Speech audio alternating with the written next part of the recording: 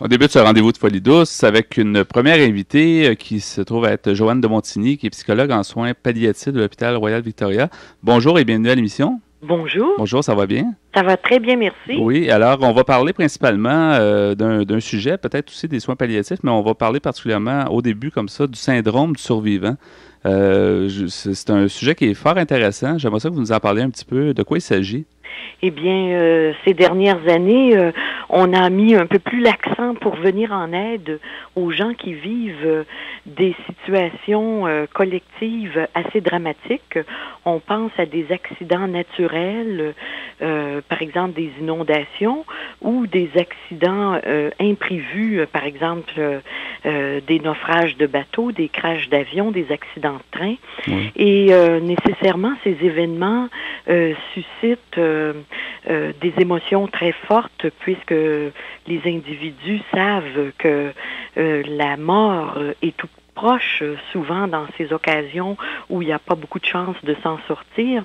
Et par ailleurs, quand on en revient, les gens ont connu de très près cette sensation terrible d'être impuissant devant un événement catastrophique et de devoir finalement s'abandonner à sa mort.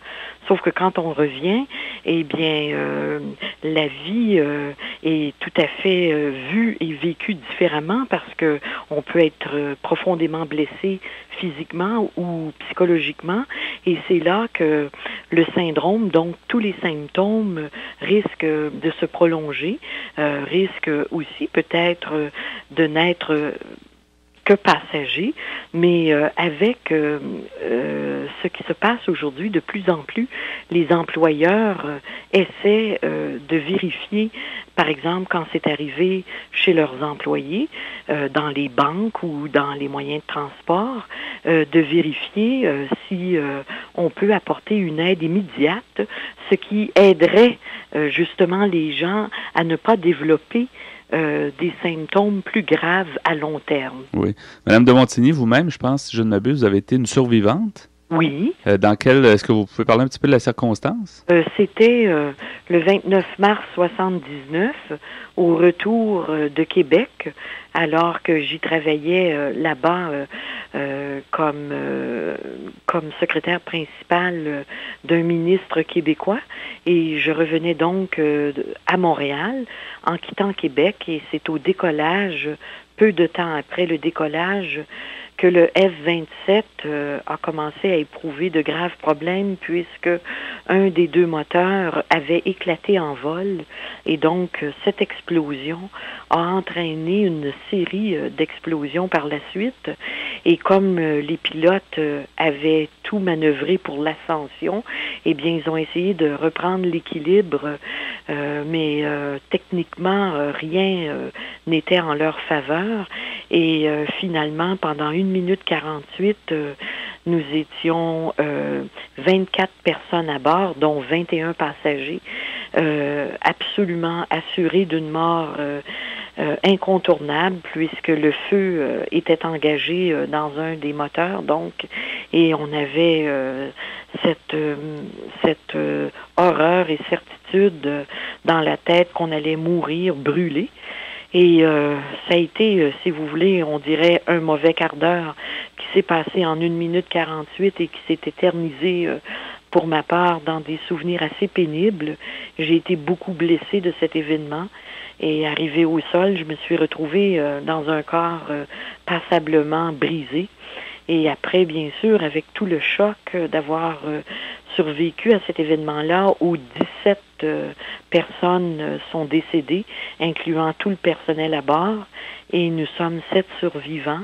Alors, ça a été une expérience assez épouvantable, par ailleurs, de laquelle je suis sortie, ce qu'on pourrait dire, moralement victorieuse, parce que j'ai choisi un métier donc de psychologue pour accompagner les personnes en fin de vie, où est-ce que leur vie est comptée puisqu'ils sont menacés par un cancer terminal ou une maladie terminale quelconque, mais où on n'a pas d'autre issue que la mort.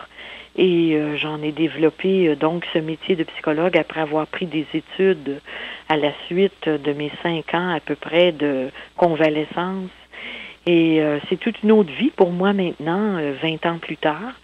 Mais je suis une personne capable maintenant de témoigner de la force de l'être humain, d'une part parce qu'on m'a beaucoup aidé et que finalement j'ai pu me sortir de là avec des résultats physiques aussi passablement acceptables, avec des douleurs acceptables. Mais tout le travail que je fais aujourd'hui, et c'est pour ça que j'accepte l'entrevue que vous me proposez, c'est pour parfois être capable de dire aux gens, il y a un temps pour la grosse misère, mais il y a un temps pour trouver une nouvelle porte de vie. Et moi, cette porte m'a été ouverte un jour et je ne sais dire autrement que merci et dire aux gens, il faut pas lâcher parce que nous avons tous nos crashs. Oui, et il arrive rien pour rien. Bien souvent, les gens qui croient en cette un peu cette croyance-là, justement, je pense que dans la vie, il nous arrive des épreuves à tout le monde. On peut pas vivre une vie sans aucun problème. Non. Quelquefois, c'est dramatique, comme dans ce cas-là, c'est vraiment, on peut le sentir en vous écoutant que c'est quelque chose, 1 minute 48 qui était épouvantable finalement. Mais c'est l'enfer. Exactement. C'est souvent tout le monde appréhende ce genre de situation-là. Tout le monde a un peu peur de ce genre de situation-là. Et quand ça nous arrive, j'imagine, c'est quelque chose on doit se dire, pourquoi je suis ici. Oui, en fait, on ressent quand on en revient une grande responsabilité de vivre et de faire quelque chose avec un événement que si on n'en fait rien, je pense qu'on en resterait de fortes chances troublé. Oui. Alors, pour ne pas faire en sorte que ça tourne mal, on se met à construire un sens à la survie et puis on cherche dans nos talents, dans nos forces, parce que malgré l'horreur des événements qui peuvent nous arriver, malgré toute la souffrance, comme vous l'avez dit, qui est inévitable dans une vie, et tout le monde, un jour ou l'autre, connaît qu'est-ce que c'est que la détresse ou la grande peine, et parfois une peine d'amour qui peut s'apparenter à un drame aussi grave que ce que j'ai vécu. On ne sait pas ce que ça fait en nous, un malheur. C'est ça. Et au bout d'un malheur, curieusement, il peut survenir quelque chose de merveilleux. Alors ça, c'est assez fou à dire pendant qu'on souffre, mais une fois qu'on est sorti de là, on en est convaincu. Et c'est ça qui est beau chez l'humain, c'est que si on est aidé par des personnes sur notre route, on va être capable de tomber dans ce que certains auteurs auront appelé le ressort invisible qui existe en chacun de nous et qui peut rebondir au moment où on en a le plus besoin. Oui, c'est ça. Et quand on parle du syndrome du survivant, est-ce qu'à ce moment-là, bien sûr, il y a le côté, on se dit, on a passé à côté de la mort et tout, mais est-ce qu'il y a aussi un peu une impression de peut-être pas un embêtement, là, mais on se sent un petit peu comme, on se dit, pourquoi j'ai survécu à ça? Est-ce qu'il n'y a pas cette sensation-là en voulant dire, moi, je suis pas mort, il y a on est survivant à des gens qui sont morts? Est-ce qu'il n'y a pas une espèce de sensation bizarre qui nous habite? Ah, tout à fait, pendant plusieurs mois ou peut-être des années pour certains, et c'est sûr que ce questionnement-là est là. Mais ce questionnement-là, dans le pourquoi moi, qui devient mais pourquoi pas moi, puisqu'on n'est pas exempt de rien, et donc à ce moment-là, on change du pourquoi moi à pourquoi pas moi, et du pourquoi pas moi à qu'est-ce que je vais faire avec ce qui m'est arrivé. Parce que le drame serait de rien en faire. Le drame serait de pas avoir fouillé dans nos réserves les moins accessibles dans la vie ordinaire, mais les plus vitales, comme disons, des lieux insoupçonnés dans nous, des forces insoupçonnées que la vie ordinaire ne nous mettra jamais en évidence. Et c'est dans ces événements-là épouvantables, au fond, qu'on contacte le plus fort de soi. Et c'est vrai que ça se fait pas tout seul, il y a tout un cheminement. Mais le questionnement, vous savez, il nous donne pas beaucoup de réponses, mais au moins améliore nos questions une après l'autre. Et ce questionnement-là finit par prendre un sens. Et on doit tolérer justement l'absence peut-être de pouvoir maîtriser des événements qui nous arrivent, mais on se rend compte que l'on doit créer avec l'épreuve. Je pense que c'est pour ça qu'on a des artistes qui peignent, qui écrivent, parce que ces gens-là en font quelque chose de tout ce qu'ils peuvent observer par leur sensibilité et peut-être ce qu'ils ont vécu. Alors moi, c'est ça que je souhaite aux gens, qu'à chaque fois qu'il arrivera quelque chose, une fois qu'on aura traversé la souffrance, parce que pendant qu'on la traverse, on peut pas arriver magiquement à ces aspects-là en nous, mais moi, ce que je leur souhaite, c'est qu'ils découvrent l'artiste en eux. Qu'est-ce qu'ils vont faire avec ça? Mm-hmm. Madame de Montigny, on peut parler un petit peu peut-être de ce que vous faites à l'hôpital Royal Victoria en soins palliatifs? Alors, c'est un milieu assez exceptionnel où je dirais, le privilège de côtoyer d'abord une équipe plutôt formidable, une équipe interdisciplinaire.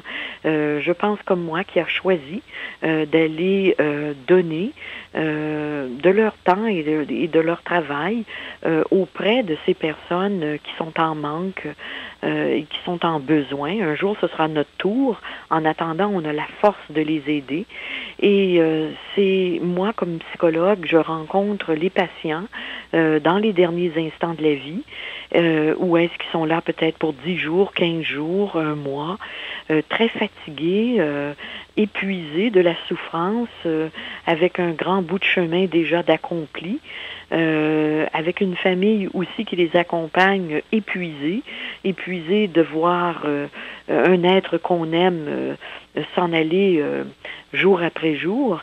Et donc, on fait un gros travail au niveau du deuil qui s'en vient.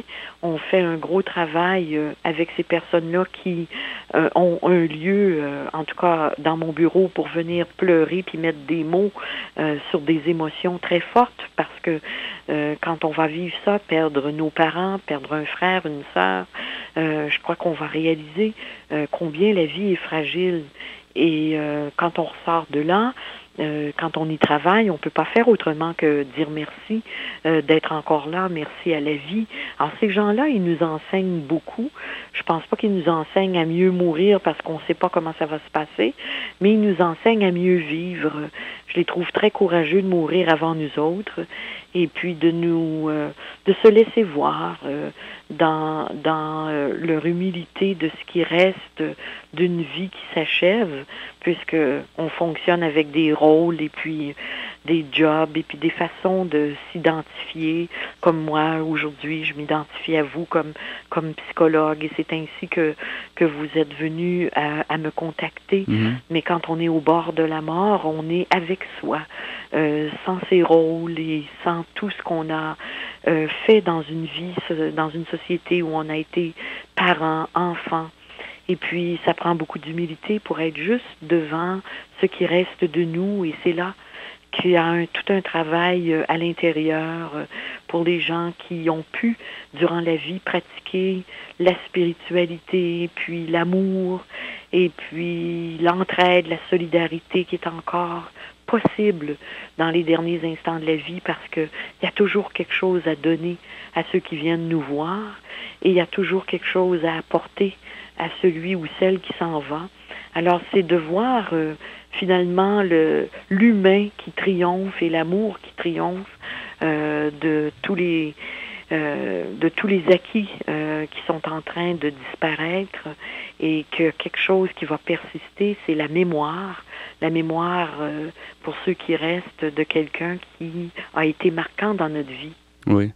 Bien, Madame de Montigny, c'est extrêmement intéressant ce que vous dites. Je suis certain que les auditeurs vont avoir beaucoup apprécié ce que vous avez dit. On sent beaucoup de paix dans votre voix. Je pense que c'est avec toutes ces années d'expérience et surtout les événements qui ont été malheureux, mais qui sont devenus finalement, qui ont apporté finalement probablement beaucoup de sagesse et beaucoup de paix dans votre intérieur. Donc, ça a été très apprécié de vous avoir à notre émission. Bien, je vous remercie. Et puis, cette paix-là, vous savez, elle m'a été donnée par d'autres qui ont pris soin de moi. Alors, tant mieux si on a pu aider quelqu'un. Oui, merci beaucoup, Mme de Montigny. Au revoir, bienvenue. À très bientôt. Au revoir. Alors voilà, c'était Joanne de Montigny, psychologue en soins palliatifs de l'hôpital Royal Victoria, qui nous parlait particulièrement du syndrome du survivant et aussi des soins palliatifs.